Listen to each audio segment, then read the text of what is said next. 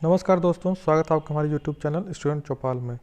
दोस्तों, इस वीडियो में हम 20 दिसंबर फर्स्ट शिफ्ट में आए हुए मैथ के क्वेश्चन सॉल्व करेंगे। तो अगर आपको मैथ के क्वेश्चन अपने मिलाने कि आपने कितने क्वेश्चन सही किए हैं, कितने गलत, तो इस वीडियो को पूरा देखिए और दोस्तों के साथ शेयर जरूर कर दीजिएगा। चलिए दोस्तों, हम आपको क्वेश्चन कराते हैं। जो क्वेश्चन हमारे पास आए हैं उसको कराते हैं। चलिए दोस्तों, पहला क्वेश्चन है कि के किस मान के लिए समीकरण की प्रणाली 2x plus 3y equal to 5, 4x plus के वाई इक्वल टू 10 असीम रूप से कई समाधान होंगे। तो दोस्तों, यहाँ से आप गौर करिए, यहाँ से 2x plus 3y equal to 5, यहाँ से अगर x की वैल्यू 1 y की वैल्यू 1 रखेंगे तो ये दोनों इक्वेशन बराबर कर देता है। और यहाँ पे भी x की वैल्यू 1 और y की वैल्यू 1 रखेंगे। तो दोस्तों, यहाँ से k की वैल्यू 6 निकल के आ रही है। तो इसका राइट आंसर हो जाएगा ऑप्शन नंबर सी, 6। चलते हैं नेक्स्ट क्वेश्चन पे। ए के पास 73 ग्राम वजन का चांदी के सिक्के हैं और बी के पास 77 ग्राम वजन वाले चांदी के सिक्के हैं। यदि चांदी के सिक्कों का वजन पूर्णांक में है और सभी सिक्कों के लिए समान है, तो ए और बी के पास एक समान कम से कम कितने सिक्के हैं। दोस्तों, इसमें कह रहा है कि ए है और बी है। कह रहा है इसके पास 63 ग्राम है, इसके पास 77 ग्राम के चांदी के सिक्के हैं। अब कह रहा है कि अगर दोनों के पास एक समान वजन के सिक्के हैं, मतलब कम से कम पूर्णांक में, तो दोस्तों जब भी कम से कम आता है तो आप उसका HCF निकालते हैं। तो 63 का HCF निकालेंगे तो इसको 7 इंटू 9, 7 इंटू 11। तो दोस्तों देखिए, 7 यहाँ भी कॉमन है, 7 यहाँ भी कॉमन है, तो इसका HCF कितना हो जाएगा। इस प्रश्न HCF हो जाएगा 7। तो दोस्तों अब कह रहा है कि 7 वेट का, 7 ग्राम का वेट दोनों लोग के पास मतलब कम से कम होना चाहिए। तो दोस्तों अगर इसके ए के पास, दोस्तों अगर ए के पास 63 ग्राम है और कम से कम दोनों के बीच में 7 होना चाहिए, तो अगर इसको 7 से डिवाइड कर देंगे तो 9 आ जाएगा। यानी कि अगर इसके पास 9 सिक्के होंगे और एक सिक्के का वजन 7 ग्राम होगा, तभी इसके पास टोटल 63 ग्राम होंगे। और इसी तरह बी वाले के लिए कि अगर मतलब 7 ग्राम का एक सिक्का होगा तो उसके पास हो जाएगा 11 सिक्के होंगे। तो ए के पास 9 सिक्के और बी के पास 11 सिक्के, तो टोटल कितना हो जाएगा 11, 9, 20। यहाँ देखिए ए और बी के पास पूछा है, तो इसका राइट आंसर हो जाएगा ऑप्शन नंबर सी, 20 हो जाएगा। चलते हैं नेक्स्ट क्वेश्चन की तरफ।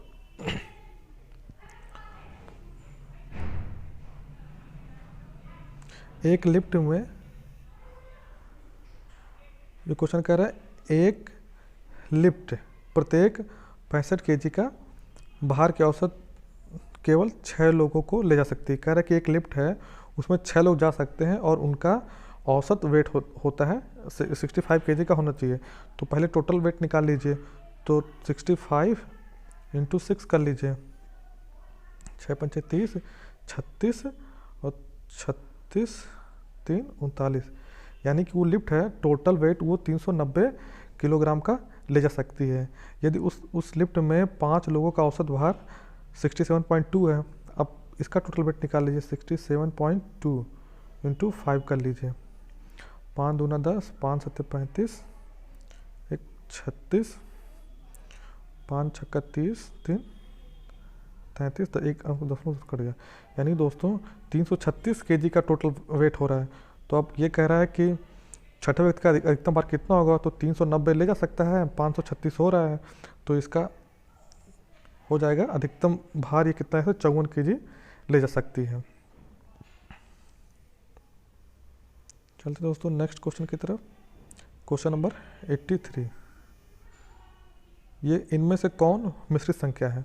दोस्तों इस मिश्रित संख्या तो इसी फॉर्म में लिखी जाती है, 2 सही 3/8, ये मिश्रित संख्या है। लेकिन दोस्तों आप ध्यान दीजिएगा, तो क्वेश्चन नंबर डी जो है इसको भी 3 सही 1/2 लिख सकते हैं। तो अब देखिए आयोग जो भर्ती बोर्ड है कौन सा आंसर मानता है। इसका ये भी हो सकता है और ये भी हो सकता है, लेकिन ये इसी फॉर्म में लिखा है, तो अभी हम ऑप्शन नंबर ए सही मानते हैं। चलते हैं नेक्स्ट सवाल की तरफ। Question number 84। एक अंतरिक्ष यान 2 घंटे 20 मिनट में 6,625 किलोमीटर की यात्रा करता है। इसके बाद 40 मिनट में 824 किलोमीटर आगे बढ़ता है। अंतरिक्ष यान की औसत गति क्या होगी? तो दोस्तों औसत गति मतलब होता है औसत दूरी बटे समय। तो एवरेज स्पीड पूछा है, इक्वल टू होता है टोटल डिस्टेंस। तो टोटल डिस्टेंस बटे टोटल टाइम।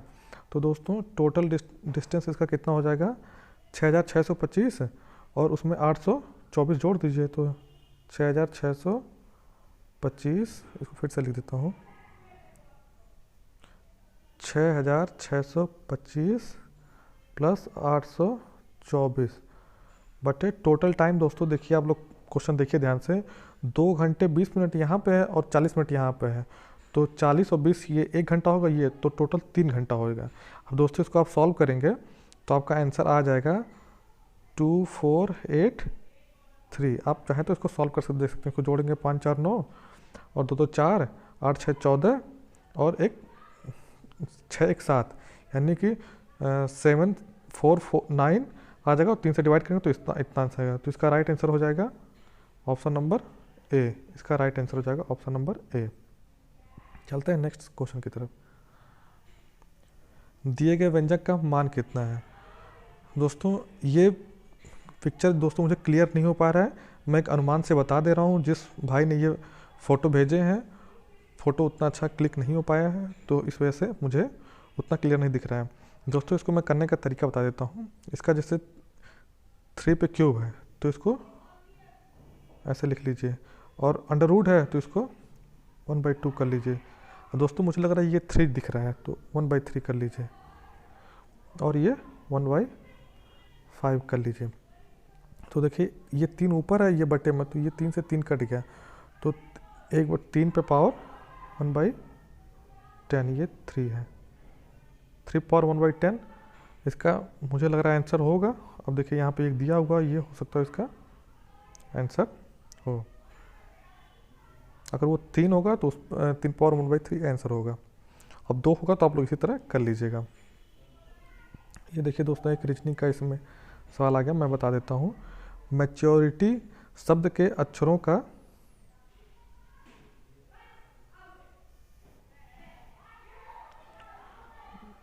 उपयोग करके, ये जो कुछ दिए हुए हैं इसका उपयोग करके इनमें से कौन सा अर्थपूर्ण शब्द बनाया जा सकता है? तो दोस्तों देखिए, नेचुरल तो होगा नहीं, एल इसमें दिया हुआ, ये तो होगा नहीं, ठीक है, ये भी नहीं होगा, और मैच्योर नहीं होगा। देखिए दोस्तों एल, देखिए एल यहाँ भी, एल यहाँ भी, एल यहाँ पे नहीं होगा, तो दोस्तों इसका राइट आंसर होगा एट्रियम। एट्रियम दोस्तों, अगर आपने हार्ट वाला चैप्टर पढ़ा होगा तो उसमें ये शब्द सुनने को मिलता है, एट्रियम। इसका राइट आंसर हो जाएगा 86 का राइट आंसर हो जाएगा एट्रियम। चलते हैं दोस्तों नेक्स्ट क्वेश्चन सवाल की तरफ। 86 देखिए, अब सवाल पढ़ लीजिए।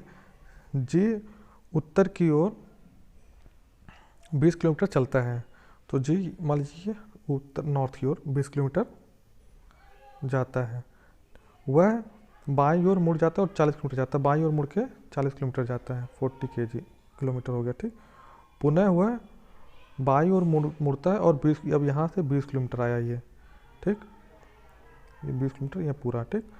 उसके बाद वो बाईं ओर मुड़ जाता है और 20 किलोमीटर चलता है, तो ये बाईं ओर मुड़ जाए 20 किलोमीटर चलेगा। अब वह अपनी प्रारंभिक स्थिति से, मतलब प्रारंभिक बिंदु से कितनी दूरी पर है? तो दोस्तों उसकी प्रारंभिक बिंदु यहाँ पे थी।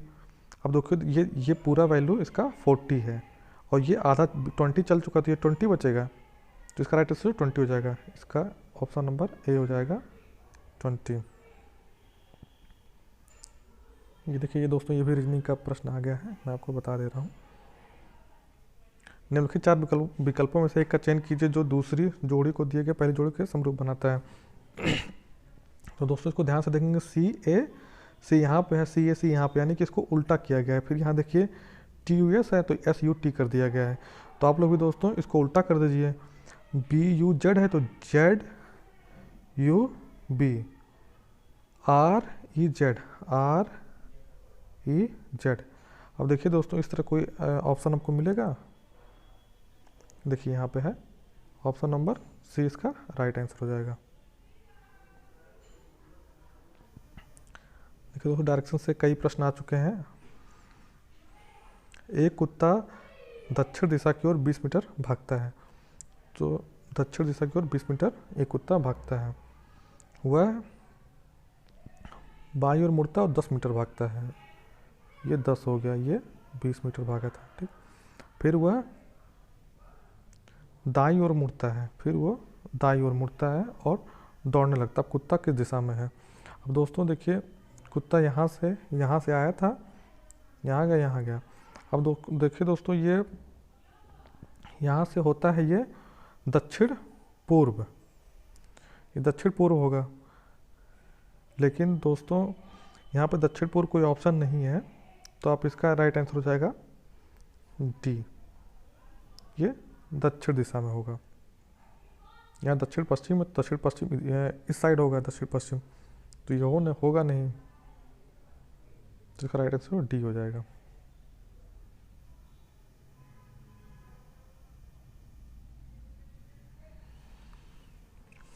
देखिए दोस्तों फिर से डायरेक्शन का प्रश्न आ गया।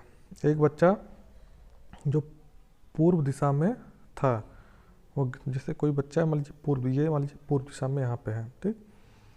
वह घड़ी की विपरीत दिशा, अब घड़ी ऐसे से घूमती है, ऐसे से जाती है ना, ये घड़ी ऐसे जाती है, ऐसे जाती है, ऐसे, ठीक है। तो एक बच्चा यहाँ पे पूर्व दिशा में है, घड़ी की विपरीत दिशा में 400 डिग्री घूमता है, तो यहाँ पे मान लीजिए है तो घड़ी ऐसे से जाती है, तो ये उसको उल्टा घुमा दीजिए ऐसे, तो दोस्तों यहाँ तक आएगा तो 360 डिग्री हो जाएगा, तो और 360 डिग्री अगर यहाँ पे ऐसे डायरेक्ट हो तो 90 हो जाएगा, तो यानी कि ये यहाँ तक उसका जाएगा, कुछ मतलब 40 के आसपास, एक ऐसे अनुमानतः मैं कर रहा हूँ, अभी आप समझ जाएंगे। इस एंगल तक आ गया हुआ। अब घड़ी की दिशा में 220 डिग्री घूमता है। अब दोस्तों ये मान लीजिए यहाँ से है तो घड़ी की दिशा, अगर मान लीजिए दोस्तों ये एक लाइन खींच देते हैं, तो अगर यहाँ तक ऐसे आएगा तो ये 180 हो जाएगा, 180 और 220 है तो 40 डिग्री और जाएगा, तो 40 डिग्री और इधर जाएगा, तो दोस्तों ये हो जाएगा इसका डायरेक्शन पूछा आप किस दिशा में, तो ये दोस्तों ये हो जाएगा पश्चिम दिशा में हो जाएगा। तो इसका राइट आंसर दोस्तों हो जाएगा ऑप्शन नंबर बी, इसका राइट आंसर होगा ऑप्शन नंबर बी। चलते हैं नेक्स्ट क्वेश्चन की तरफ। एक रेलगाड़ी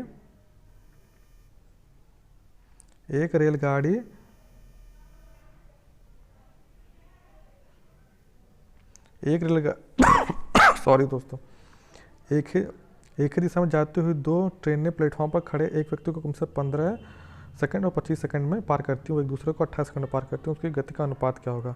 दोस्तों अनुपात पूछा, देखिए एक कह रहा है कि 15 सेकंड में पार करती है, एक 25 सेकंड में पार करती है, और दोनों एक दूसरे को 18 सेकंड में पार करती हैं। तो दोस्तों आप इसको एलिगेशन से आसानी से कर सकते हैं, ये 7 आ जाएगा, इधर आ जाएगा 3 आ जाएगा, तो इसका आंसर हो जाएगा 7:3।